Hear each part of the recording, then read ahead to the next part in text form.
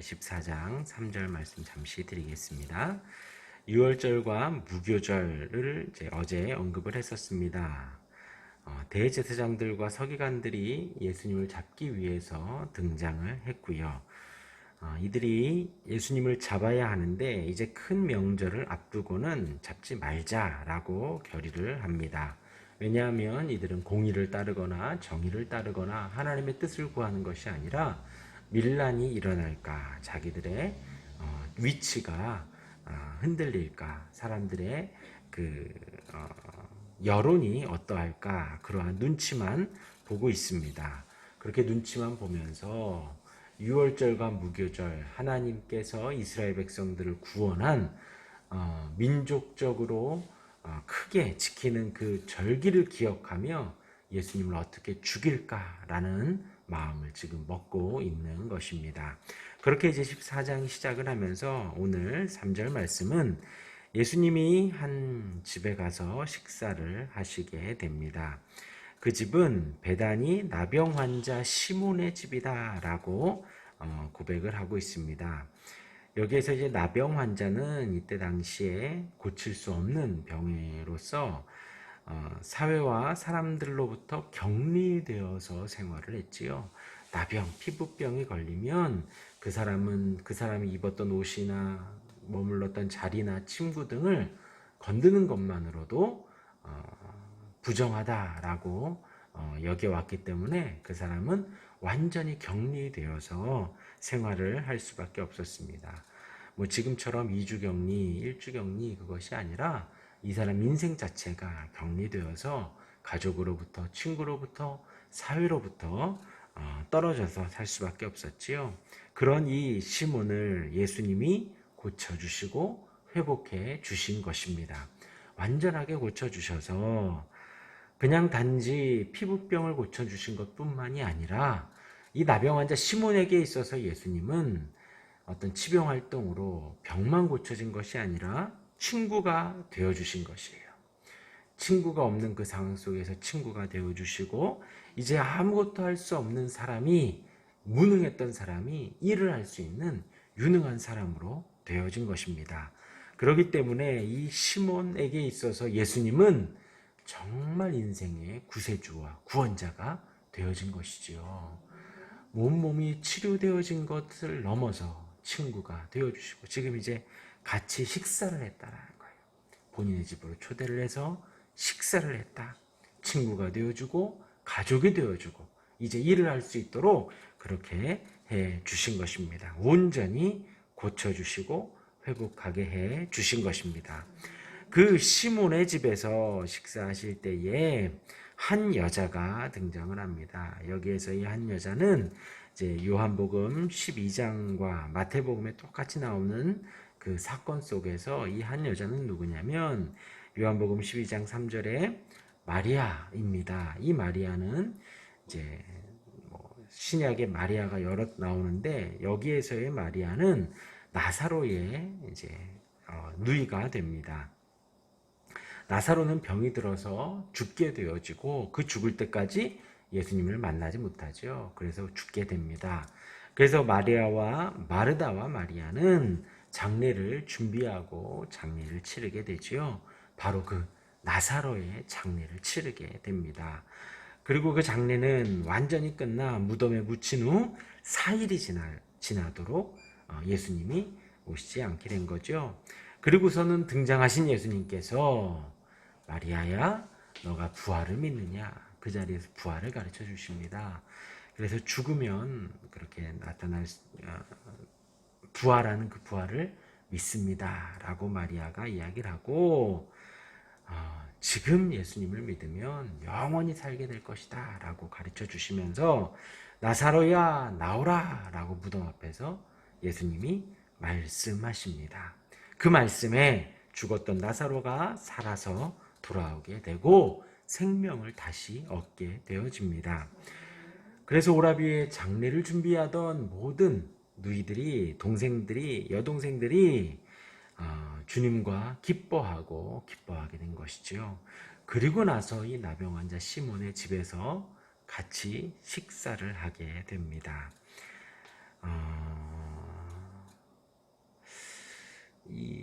근데 그 식사를 하면서 이 한 여자가 한 행동이 매우 값진 향유, 곧 순전한 나드한 옥합.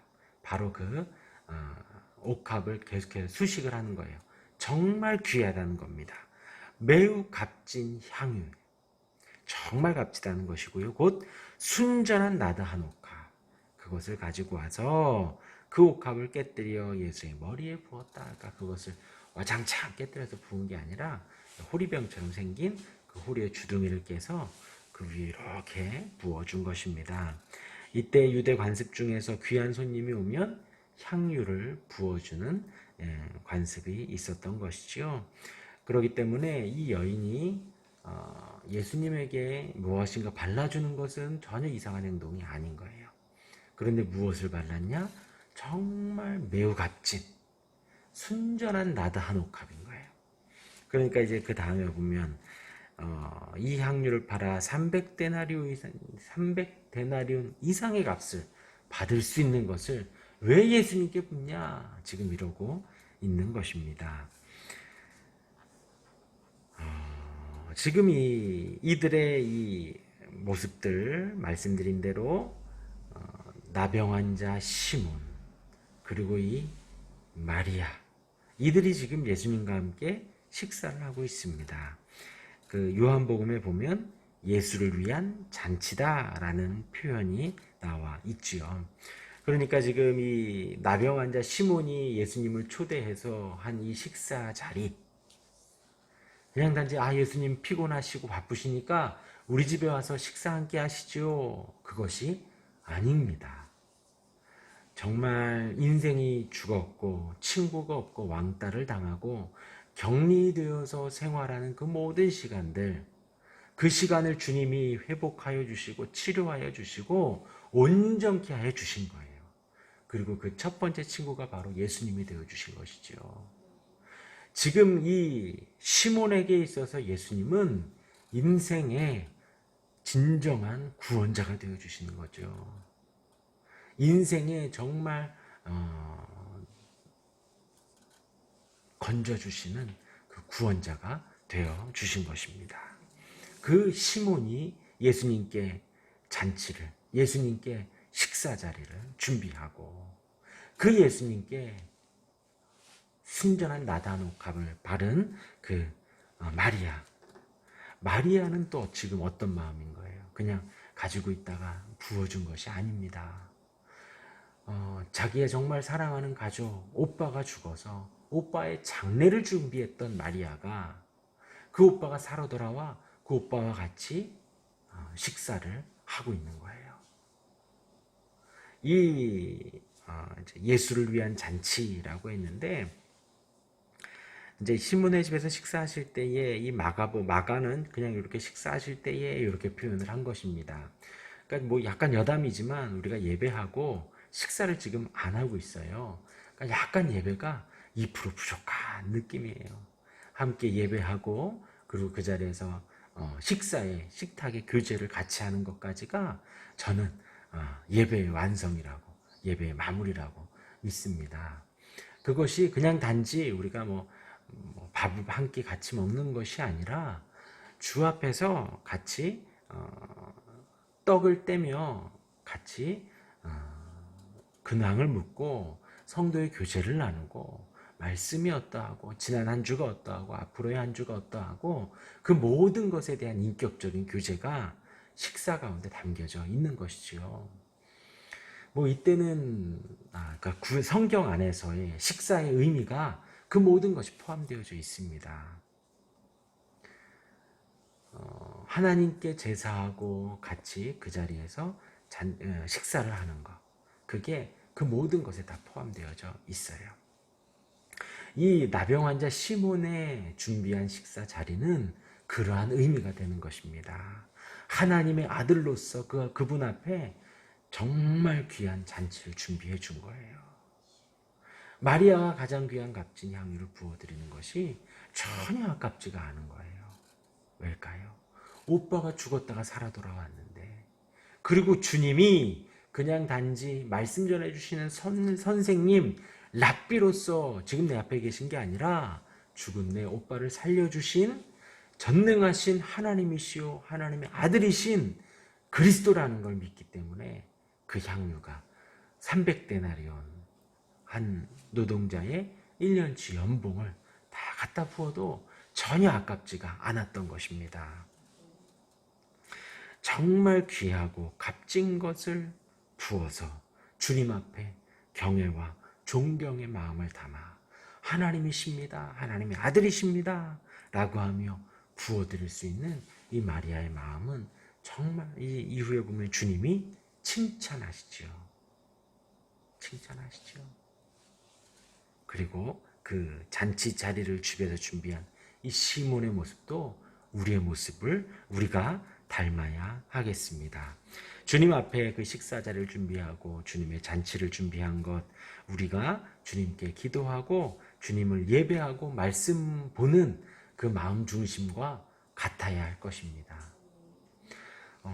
이들이 준비한 이 마음은 정말 다른 게 없을 거예요. 주님을 기뻐하는 것, 주님이 좋은 것, 주님께 감사한 것, 그 이상 이하도 없을 것입니다. 내가 이 식사 자리를 준비하니까 주님이 나에게 뭘 해주시겠지. 식사 자리를 이렇게 마련했으니 주님이 나에게 이런 것을 어떻게 해주실 거야. 그런 조건이 없이 나를 살려주시고 나를 온전케 해주시고 나의 첫 번째 친구가 되어주신 분에게 식사 자리를 기쁨으로 감사함으로 준비했을 것입니다. 그리고 이 마리아도 가장 값진 향유, 이때 당시에는 이 여인이 이런 거 준비하면서 이제 시집 가야지 라는 어떤 혼수품이 될 것이고 시집 가는 그 결혼 미천이 되었을 텐데, 그것을 정말 몇 초 안 되는 그 시간 주님께 부어드려도 아깝지 않은 그 귀한 마음, 하나님이 우리에게 생명을 주시고 우리를 구원해 주시고 우리를 살려주셨기에 내 모든 것을 다 드려도 아깝지 않다라는 거예요. 내 모든 것을 주 앞에 감사와 경의와 존경의 마음을 담아 충분히 드릴 수 있다라는 것입니다. 오늘 이 말씀 기억하시며 우리가 드리는 모든 예배 속에 우리가 나병 환자 시몬과 다르지 않죠. 이 죽었던 나사로와 다르지가 않죠. 죽었던 우리를 구원하여 주시고 살려주시고 우리의 진정한 친구가 되어주시며 우리의 진정한 부모가 되어주시고 우리의 구원자가 되어주신 그분 앞에 우리의 새벽을 드리고 우리의 시간을 드리고 우리의 예배를 드림에 전혀 아깝지가 않습니다. 우리의 평생에 그렇게 주님께 감사와 기쁨과 존경의 경외의 예배를 드릴 수 있는 저와 여러분들이 되기를 주님의 이름으로 축원합니다. 아멘. 기도하겠습니다.